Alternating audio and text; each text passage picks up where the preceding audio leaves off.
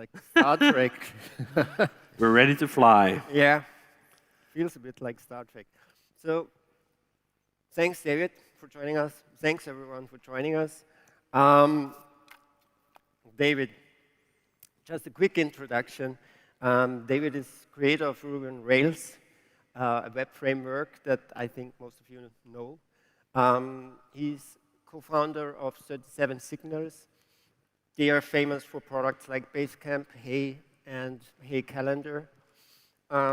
He's also co-author of best-selling books like Rework and Remote. And if that is not enough, David is also a race car driver. And I think very passionate about it because you participated in the 24 Hours of Le Mans a couple of times. So welcome to the stage. Thank you so much. No, it's great to be here.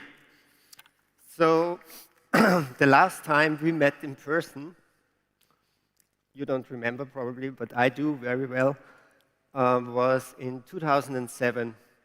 And it was at the RailsConf in Portland, Oregon. And you just introduced Rails 2.0. And I mean, I had this moment because there was this little logo on one of your slides from a product I was working on, and it was next to a logo from Shopify, so it was really amazing. And I really remember that time because at this time, a lot of like Web 2.0 companies that came out from that time, they were all starting with Rails. They were all using Rails for their products. I mean, GitHub, just to name a few, Shopify, GitHub, from Berlin, SoundCloud. So a lot of great companies used Rails. So can you take us a little bit back to this kind of time? Also what initiated the creation of Rails, and also how it shaped your view on software development in general. Sure. So 2007 was really a special year for Rails because just a few years earlier, we had hit that inflection point where you release something to the world, I released something to the world. I didn't have a lot of expectations about how that was going to do or how people were going to receive it. And then the magical thing happened that just a few years later, it just took off vertically. And all of a sudden, you had all of these new startups picking Rails. And I think the reason they were picking Rails at the time is actually quite similar to why we're seeing a bit of a resurgence in the interest in Rails. Because that early 2000s, a lot of those ideas and those startups, maybe by 2007, people knew about them, but they had actually been started in 2005, some of them 2004, right around the time that Rails came out, which was a time that wasn't that much removed from the dot-com bust. It wasn't that much removed from the big blow-up of the industry where there was not a lot of venture capital going around. There were a lot of unemployed people who ended up making their own things because they couldn't get a job somewhere else. Well, if we fast forward to where we are now, there's been a bit of a blow-up in venture capital. There's been a lot of layoffs, especially in the US. And I think there are a lot of people realizing, well, maybe I could build my own thing if I'm not going to get a job at Google or some other technology company. So the parallels now are actually quite stark. And I think the fact that it's been 17 years is one of those things where you've been in technology long enough. I've been working with the internet since 2000 or 95. You see the pendulum move back and forth. You see it go from, oh, we really care about productivity. We really care about being able to build something with generalists and a small team, to the phase we were in from essentially 2009 until 2021. Money is free. You can raise as much as you want. Venture capitalists are dying to invest in simply ideas. It doesn't really matter if something is productive. We can just hire more people. We can throw more at it. And that time has perhaps ended, at least for a while. And then we're back to looking at tools that make us genuinely more productive, that genuinely compress the complexity, that does not require a ton of specialists. And that, to me, was what was so interesting about those early days of Rails. We were getting people into the community from all sorts of different backgrounds. It wasn't just computer scientists. People were coming from all sorts of different backgrounds because it was easy to get going. And not only was it easy to get going, you could make something real even if you sort of kind of didn't know everything. And I think, unfortunately, that has fallen off. The web has gotten more and more complicated. you need to know more and more tools. The stack of things that you feel like is required to become a developer that can be hired somewhere, it just gets taller and taller. I think that's a really bad trend, and I think it's entirely unnecessary. And this is why with Ruby on Rails, I've tirelessly, for literally 20 years, tried to push back against that and keep the vision of one developer needs to be able to understand the whole system. Now, that's not going to scale to the size of Shopify. I hear the latest code count is 5 million lines of Ruby on Rails code is running Shopify, and 10% of world e-commerce goes through that platform. But Shopify became Shopify because it was easy for Toby to get started. And so is it with a lot of other startups that you're not going to get off the ground unless you can figure it out. And if we somehow wall all of that innovation off, that the only way you get started on building for the web is you have to raise a lot of money, you have to hire a bunch of specialists, you got a front end here and a back end there and a whatever, and you have to have a large team. There's just fewer ideas that get the opportunity to prosper and to grow. And I also think it gets to be a narrow set of ideas. It gets to be the kind of ideas that venture capitalists can see a billion-dollar idea in. That's great. It's great to have billion-dollar companies. I wish Europe had more of them, but I also wish there were more other things. You know what? I don't run a billion-dollar company. We run a millions of dollar company, and it's wonderful. It's amazing. It's great. There are other successful startup outcomes beyond just either going IPO, becoming a billion-dollar company, or selling. I've been running this company, 37 Signals, now for well over 20 years, and that's possible because of something like Rails. Yeah.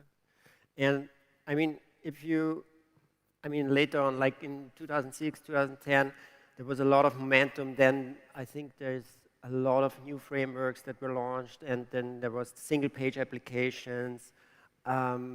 We have seen, distributed services, and so on and so forth. So, but lately it seems that Rails is again gaining momentum. Do you feel the same way, or how do you see that?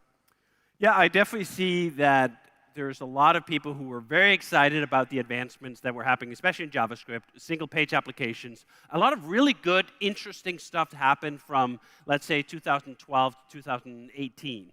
A lot of new ideas, wonderful. The problem with new ideas often is that when you're in that expansionist mode, and especially when those ideas are coming from places like Facebook with React, you're not worrying too much about how to make it simple. You're worrying about conquering new territory, new intellectual frontiers, and okay, so what if it requires a team of 20 to make it work? That phase, I can look upon that and go like, well, that's great, but I'm more interested in the second kind of phase. Once we've conquered, or once we've explored new territory, how can we compress that complexity such that once again it can fit inside the mind of a single programmer? And I think that's where we are now. A lot of these advancements we've had in web technology have eventually trickled all the way down from the frontier of people making transpilers and specialized tools and complicated build pipelines down to the browser. The browser is now able to do so much more with JavaScript than we had before. So we can go back to an earlier age of essentially shipping a text file. It has JavaScript code in it, but it hasn't been processed straight to the browser, and it's such a simpler way of working. Every application we now develop at 37 Signals, we develop as we call no build. There is no build pipeline that transforms a bunch of JavaScript or transforms a bunch of CSS. All of the JavaScript and all of the CSS goes straight from, I write it in my text editor, boom, straight to the browser. Some of the advancements are things like import maps that allow you to build a complicated system if you wish, let's say ambitious systems in JavaScript without having all of these compiled steps. And to me, that's the breakthroughs that are so much more interesting to me, that when we take all this innovation and then we make it usable for single individuals who don't have a PhD in TypeScript errors, right? And we boil it all down to something that a newcomer, a junior developer, could actually figure out all of the pieces. They're not going to be an expert in everything out the gate, but they don't need to, because the individual pieces that get them to action are so much more approachable and easy to grasp. That's what gets me excited. And I think that's where the economic forces play together with the technology forces. The technology has improved so much, browsers have gotten so much better, and then you have this economic force going, well, we can't afford a team of 20 to build our MVP. Yeah. What can we do with 2 people? What can we do with 1 people? What can we just do with a founder set that has raised no amount of money and simply have to figure things out on their own? Every one of those interesting startups, Shopify and GitHub and whatever from back in the day, they were built like that. They were not built with, like, the first thing we do is we have an idea, and then we go out and pitch, and then we raise a ton of money to do it and pursue it. They were built by tiny teams doing interesting stuff. And I think you just get a different quality and at least direction of applications when you do it like that. More ideas are feasible when tiny teams can execute them. Yeah. I think it's also interesting, like the open web and the transparency that is also important. And this is like how I think back in the days you learned also to program is like look at the source code. You just could inspect the source code, which is nowadays with transpiling and everything is like obfuscated. Yeah, to me, this is one of the greatest crimes against the open web, was when we went with minification. Whoever came up with that idea, do you know what? There's a special tribunal for you somewhere. Minification destroyed the ability of learning how the web works by going view source.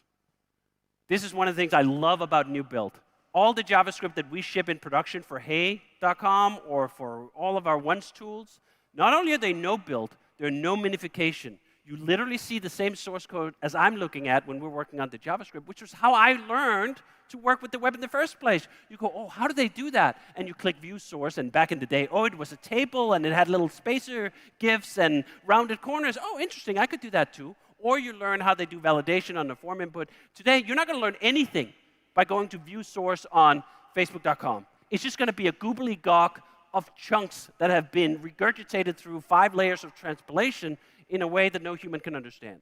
Yeah. Now, some people look at that and go like, oh, great, now my intellectual property is really safe, and what are you talking about? Like, have a broader vision for what the web is and what it could be. I feel a personal debt to the web. It's enabled my career, it's enabled my prosperity. And that prosperity has happened because the web is this truly unique platform of open collaboration, open source in many ways, and especially on the front end. The fact that we lost that over the last 15 years is one of those great tragedies. And I hope that we can now revert, and people can realize, you know what, that's not a good argument. I want to protect my intellectual property. No one is going to clone your shitty JavaScript anyway, first of all. Like, no one's going to just take that and put it into their own application and start competing with you. That's not how it works. But they are potentially going to learn from it, and maybe if you let them learn from it, you could hire them in 2 years because they actually know how your app works. So I think there's a very myopic sense of mine. And I think the web, together with open source, is the counterpoint to all of that. This is what I've done my entire career with Ruby on Rails. In the beginning, people were asking, why didn't you make it closed source? Why didn't you charge for it? First of all, no. I was able to do all the things because the MySQL database server was free and open source. The Apache web server was free and open source. Linux was there to run as an operating system. All of these open source gifts were given to me. The very least I could do was to give a gift back once I had something interesting to share. That's very interesting. And if we go a little bit deeper into open source, because you have, or Rails has a really big community, and there is often like controversies. Like the last one was when you removed TypeScript from 208, and don't want to discuss about TypeScript, but I just want to know, like, did you expect this kind of backlash from the community in that case, in that specific case, and yeah, how to manage like an open source community? Yeah, so one of the fun things about having done open source development for over 20 years is that you just see these patterns repeat. And one of the fundamental patterns that I tried very early on to, at least for myself, realize was not a healthy one, was people who treat open source software as though they're customers, as though they have a rightful claim to the developers' time who've been making this. Well, I posted a bug report. You haven't looked at it for 48 hours. What is going on here? This is unacceptable service. And for me to retain the motivation to continue to make open source for 20 years, I had to very early say, no, that's not how this relationship is going to work. I'm going to set some healthy boundaries here. And one of the boundaries is, you're not my customer. You are the recipient of a gift. How should you act as the recipient of a gift? Should you be demanding, oh, I want a different gift. You gave me a gift and it didn't have enough bells and there weren't enough whistles. Can you take it back and give me a better gift? No, I cannot. I cannot. I invite you to help create that gift that you really want. That, to me, is really the magic of open source. It's the freedom to participate, to not just accept that you're a customer, to not just have everything come downstream from someone else making things. It is an open invitation that you can be part of the gift sharing. I was about to say economy, but that's the wrong word for it. It is a community in that regard. We give each other gifts, and this is what the Rails community has been for 20 years. I show up with my gifts. Here are all the solutions to the problems that I've had building web applications. Now you show up with your gifts, and we share. I'll give you all my gifts, you give me all of your gifts, and then we share all the gifts with everyone else. That's a wonderful, beautiful, very not economic sense of it, right? Like, we're not trying to maximize the return in some sense, which is also why I've looked at open source, perhaps a little different from the historic paradigm of the GPL and other ways to extract contributions kind of by twisting someone's arm. I don't believe in that at all. I want voluntary gifts. I want your gift because you're interested in giving it to me. Now, that's a kind of community where the expectations are clearer. So with the TypeScript example, we had a part of the Rails stack called Hotwire, which is our answer to the front end, and there's a component in that called Turbo that we at 37 Signals have done the majority of the work on, and it was originally written with TypeScript. And we had a new team working on it, and I had been quite honest from the beginning. I was not a big fan of TypeScript, to put it mildly. In fact, I'm not a big fan of typed languages in general, and TypeScript is just an example of that. And I was asking the team at one point, do you guys like working with TypeScript? And they were like, no, not really. No, not really. Everyone preferred on that team JavaScript. And we said, like, well, why are we still writing it in TypeScript? If we're the one making the gift and we don't enjoy the tools we're making the gift with, we should just pick some different tools. So that's what we did. And it created an absolute firestorm for the attention span of the internet, which is about 48 hours, of people just freaking the hell out because somewhere else there was someone daring to make a different technology choice than them. And that is one of those things that you can just see as a recurring theme in open source communities and developer communities, the limited imagination that someone else might like something different from you. And I say that with some level of humility because I used to be that person. When I first discovered Ruby back in 2003, and I started working on Rails and released that in 2004, I thought, why would anyone use anything else but Ruby? Ruby is the best programming language in the world. It is the most beautiful. It's the most appealing. It's the most satisfying. So the only problem, the only reason why the whole world is not using Ruby is because they just don't know. And if I tell them, then they will switch. And I spent quite a few years telling a lot of people to switch, and some did, and a bunch didn't. And I was puzzled by this for a while until I came to sort of the obvious conclusion that everyone is not the same. They don't enjoy the same things. And now I've come to the conclusion, you know what, that's actually good. Oh my God, would it be boring if we were all writing everything on the internet in TypeScript? If that was literally the only programming language we could use. Programming is so interesting because there's so many different flavors and dialects and way to do it. And some of those ways speak uniquely to specific individuals. Ruby, for me, is that language. It is the language that changed the entire trajectory of my career, that turned me from programming is something I do because I want to program to programmer is something I am because I love to program. I can sit down now and just enjoy writing a piece of code beyond just wanting an output out of it. So that realization is not evenly distributed. There are still people stuck in the same mindset as I was stuck in. Well, if we just tell you hard enough that TypeScript is better and the types make, I don't know, more secure software or more easier refactor, then they will realize the golden truth that TypeScript is superior. So when someone like us go like, actually, no, we don't believe that, it feels like an attack. It feels like an attack on the fundamental underpinnings of their religion. And do you know what? If that's how you think of programming and that's how you think of development, I can see how you get there. But it's a rare, very myopic way of understanding the world.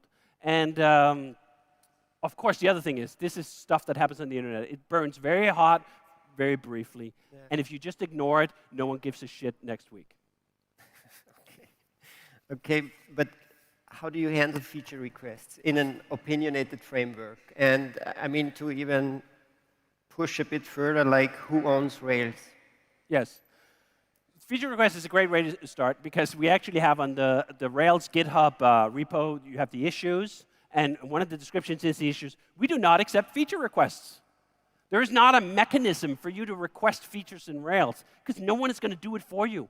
There's an invitation for you to bring an implementation of a feature to the Rails community and ask, hey, is this something you want? And I think that's fundamentally the way open source should be. Don't ask other people to do the work for you. Accept the personal responsibility. You can make it. You can learn what it takes. You can build it. And then you can show up to the people who've otherwise been exchanging gifts and ask, would you like this one too? Yeah. Sometimes they'll say yes. Very often they'll say yes. Other times they'll say, no, you know what? No, I don't think it fits in. So what? It's open source. You still get to keep your own gift. You made it for yourself, and you can use it, and that's wonderful. And then in terms of ownership, I think that has been a contentious point over the year. And I think it's better left slightly undefined because I don't think most people actually want the truth. They don't want to know that there are people who have more influence or power or authority to dictate what goes into the box, what goes into the pool. And in some cases, I have that authority. But that authority is better expressed in roundabout ways because humans just deal poorly with being told no by someone who has the power to say no.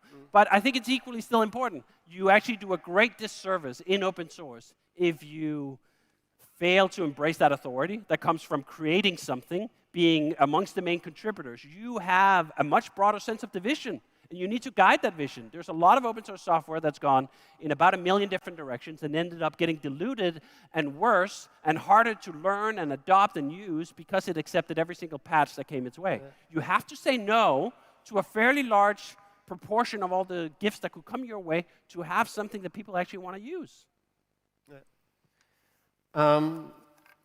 Maybe let's switch gears a little bit and talk about another very interesting topic, and this is cloud exit. I mean, we are talking so much about cloud services, multi-cloud, you know, vendor lock-in, and this kind of topics. And you moved Hey, your email client, off the cloud on your own hardware. So what's the rationale behind it? Well, the first rationale, or the thing that tipped things over was money. Like, I owned the company together with a partner. Every dollar we save is the one I get to keep at the end of the year, minus deductions. But there's a direct relationship between the expenses we have and the amount of money we're able to generate out of the company. So it matters to us in a way it does not matter to a lot of other people. This is, again, when you look at that era from 2009 to 2021, money is free, you can raise as much as you want. In fact, in many ways, your startup looks better the more money it burns. In that scenario, who cares if Amazon is charging 4, 5, 6x the cost of a server to rent it to you, even though you need it all the time? Who cares? I care. So I cared about the money, and at some point, I looked at the bills we had for the hosting we do, and I went, this is absurd. Not only can I barely even understand the bill. I don't know if any of you have looked at an itemized AWS bill for a moderately sized system, but it is basically hieroglyphics, and you don't have a tablet to convert it into English. It took us months just to understand the bill. There's a whole cottage industry called FinOps now for understanding bills. That's absurd. It is literally absurd that it is so difficult to understand what it costs to run your application that you need specialists to pour through all of it. What? How did we end up here? And can we get out, please?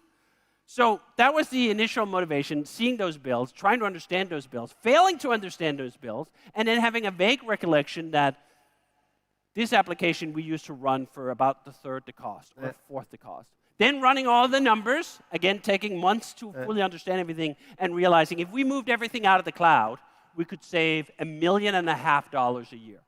I mean, it's so interesting because it's like, and this is what I always enjoyed about 37 Signals and about your work as well, is like there's also always this like pendulum swing. Like everybody's like pushing to the cloud, and then 37 Signals cloud exit. You know, like it's a statement, like it gives you some idea of like how you can also like have a point of view and the state of the web and so on.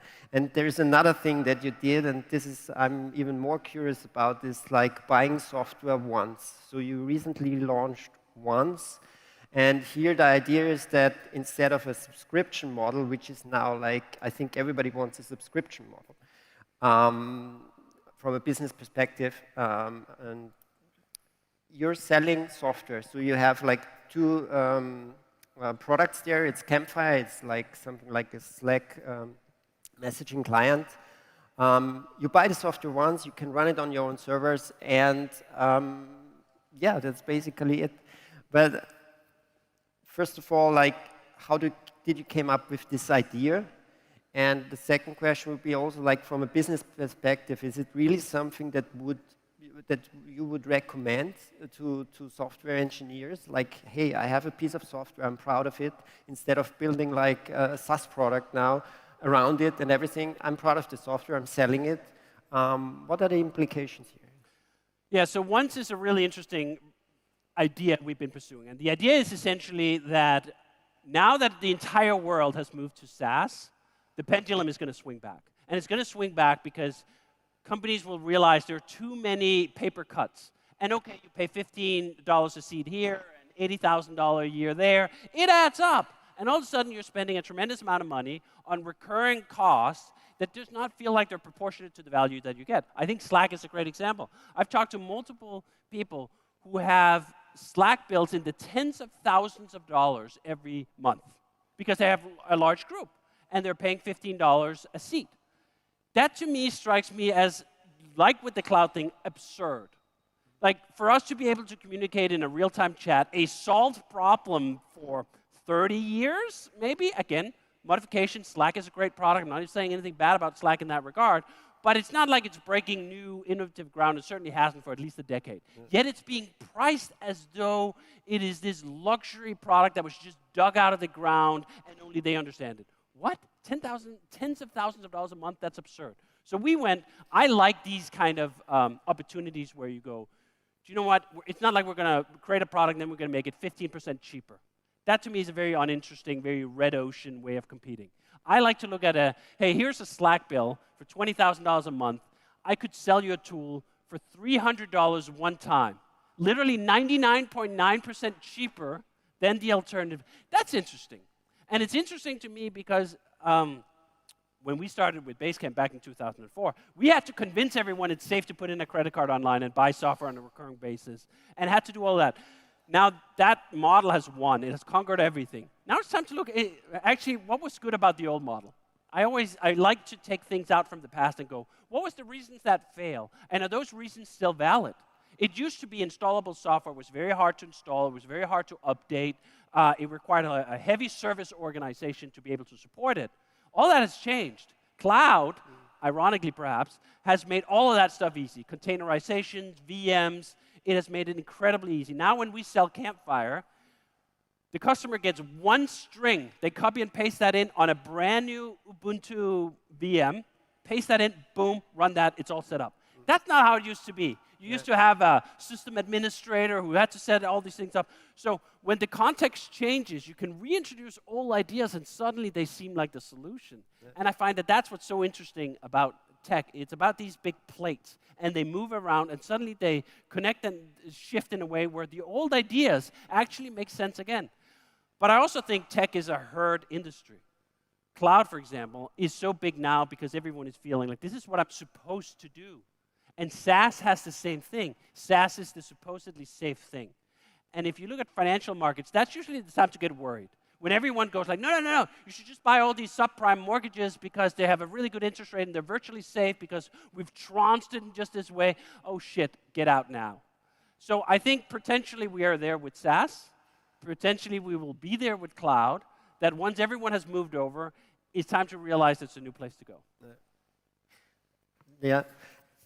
I mean, about like Campfire, we can segue into remote work because I think Campfire is part of it probably, and 37 Signals is using it. Yes. you've always been a remote company, right? And currently you're like 100% remote. Yes. What do you think about like, I mean, with COVID, of course, remote came to a lot of companies, even the ones that were not prepared for it at all. Yes. But what's your comment on like this force now, return to office, to this kind of policies? How do you feel about that? Have you ever thought like, okay, 37 Signals has to have an office, everybody has to be there? I've had a bit of the same trajectory as I had with programming languages. When we started working remotely, which was literally 20 years ago, we wrote a book about working remotely 10 years ago. I thought this is obviously the correct thing for everyone. I've wised up because it's not. I would never go back to an office. I would rather retire and plant tomatoes somewhere than go back to an office, especially if it's an open office. That to me is just, my career could not have gone the way it did if I had to work in an open office. I think it's actually one of the worst inventions of the technology industry to come up with the open office, which came up, by the way, not as some fancy way of creating creativity and collaboration. No, it was cost savings. That was what it was. And then we spun it as though, no, this is hip, looks really good in pictures. Yeah, it does, and it sucks to work in. So I really hate the open office. Now, return to office doesn't have to be open office. Unfortunately, it is in most places.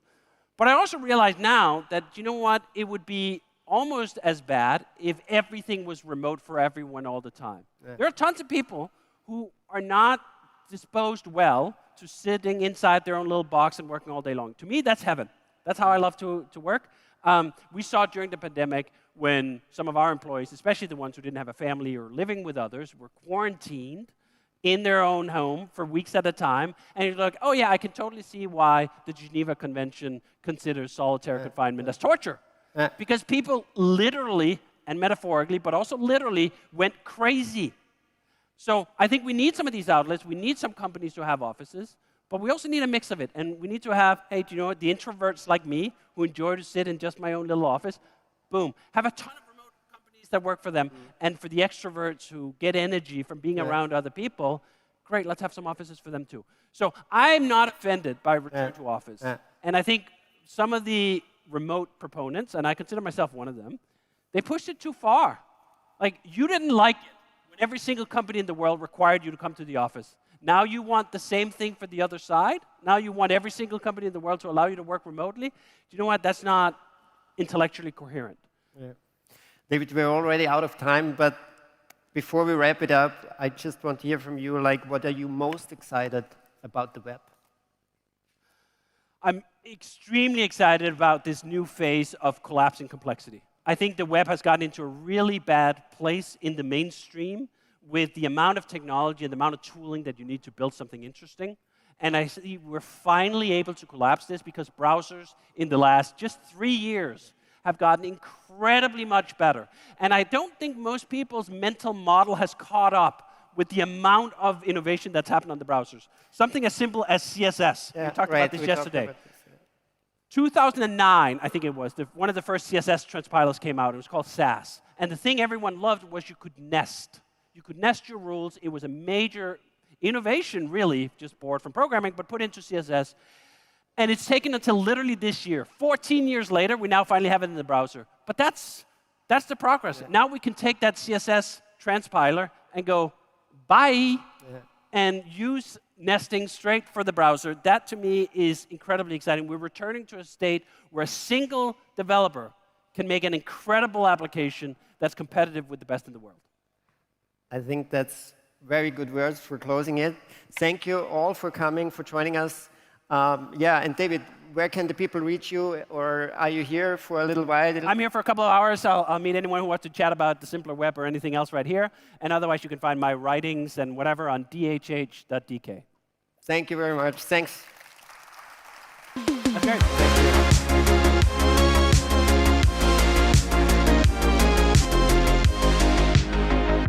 Excellent. I hope you got some at least 37 signals out of that. So have another break, back in 10 minutes, and then there's going to be another fireside chat. This time I'm interviewing somebody on the next steps of the web, rather than what we do right now. See you in 10 minutes.